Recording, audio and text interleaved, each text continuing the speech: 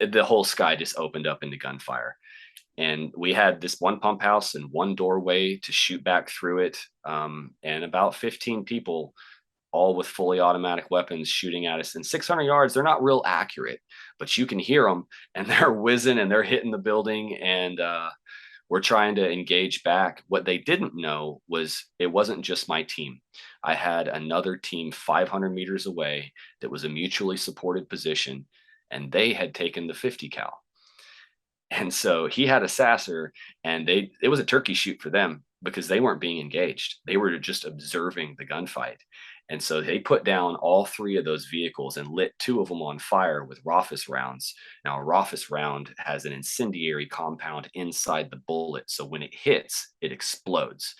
And so they're having a field day, right? This is the sniper's paradise for them. We were living a nightmare. And I grabbed my flak jacket and I just rolled over in it and kind of just waited to be shot. There was so many rounds coming into that pump house, but it never happened. They did not hit me. And so, a couple seconds go by and I get up and we all start just shooting.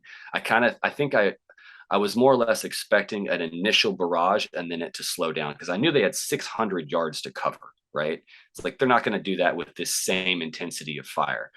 And Right. so we get up and we're kind of taking turns in this doorway trying to shoot back.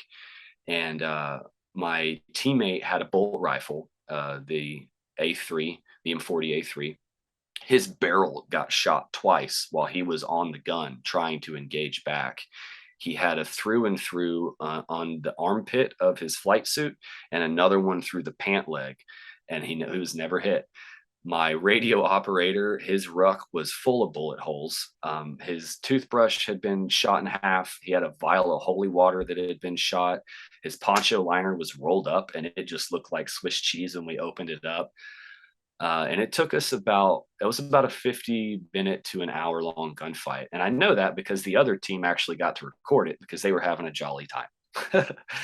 um, but yeah, we fought those dudes off until Cobras got on the station, and they kind of took over, and they ended up gathering up the wounded and dead and threw them into a truck that they hijacked that was just driving down the road. And we were almost Winchester. My whole team was down to their last mag, and so we kind of needed to be much more selective on what we shot with or what we shot at.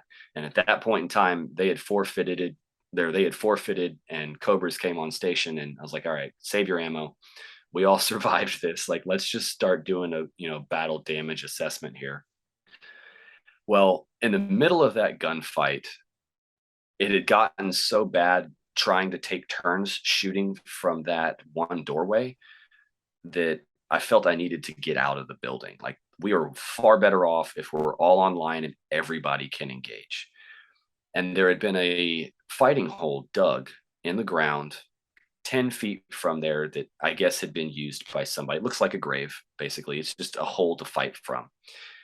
And I told the team, I was like, hey, I'm going to go get in that hole. And they're like, cool, give us a count and we'll cover your movement. I said, okay. So I start at 3 and I'm standing at the back of this pump house getting ready to make my run. Everybody changes up mags. And I was like, 1, 2, and they were going to lean in the door and engage while I went around them. When I said 3, before I could take a step, a tracer flew through the door, hit the wall right at eye level, and fell to my feet and is still fizzing this red phosphorus fiery shit that makes it a tracer, right? And I completely bit a hole in my underwear. Like, it discombobulated me so bad. I just stopped. I was like, I'm going to need another count. Like, give me a minute. And we all kind of started laughing. And I was like, oh my God, I was 1 second from walking into that.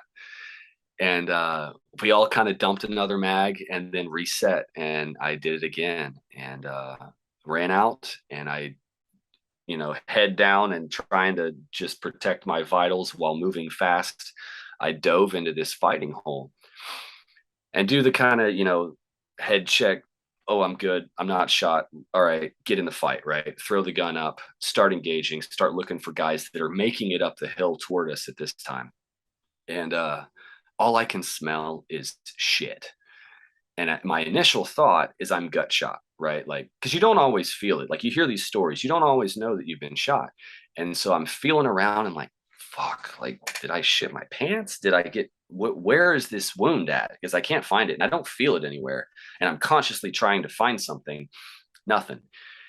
And I look back and my buddy Jeff is shooting from the doorway and I'm like, hey, why does it smell like shit in here? And he starts laughing and he yells over the gunfire. He's like, I took a shit in there last night. I was like, oh, you bastard. And so I had rolled like combat roll into the hole and I didn't see it because I had my head down in the roll and it just smeared it all down my back. Oh I man. was just, I was just covered in his shit.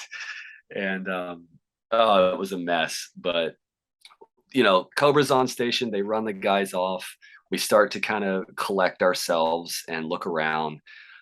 They had hit the pump house with an RPG, but it didn't go off.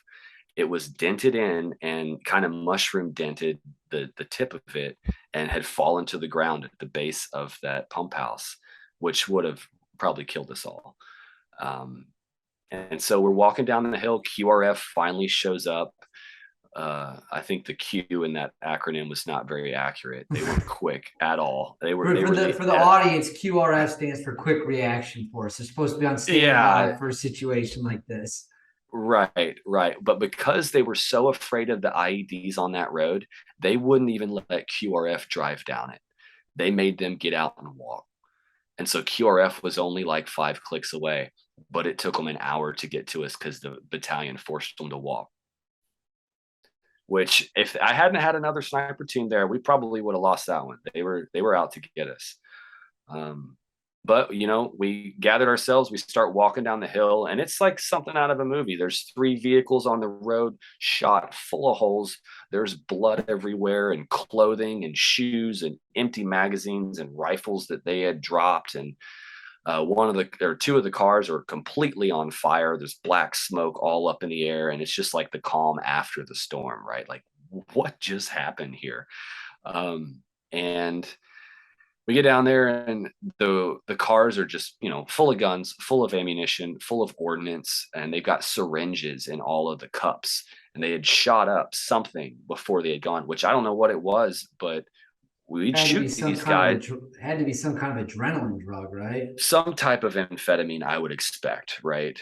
But you'd shoot them, and if you didn't get a good solid hydraulic shot on either the spine or a vital organ that incapacitated them, these guys get right back up. And and I'm looking at my buddy like, what is happening? Zombie apocalypse here. But that's what they were doing. And a couple hours go by, we're all kind of decompressed and just waiting on EOD to show up, which always took forever. They're the explosive ordnance detection group that detonate any ordnance that you find or any bombs. And some Marine in a what is it? In a some Marine sitting in a turret calls out our name. And he's like, hey, I think I see somebody out here.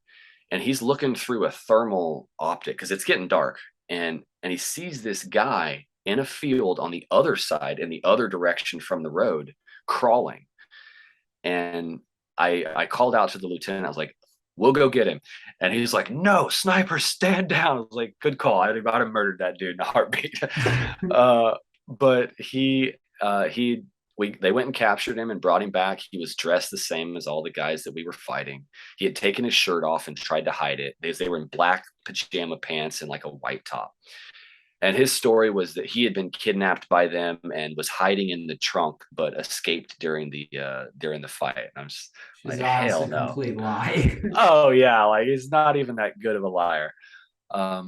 And so we had to turn him over. And I ended up a couple of weeks later, I get called in for kind of a side, not a full debrief, but they're like, hey, just FYI for your information, that guy that you guys captured had just been let out of prison in Baghdad by our government, and he was sent back, and they hung him this morning.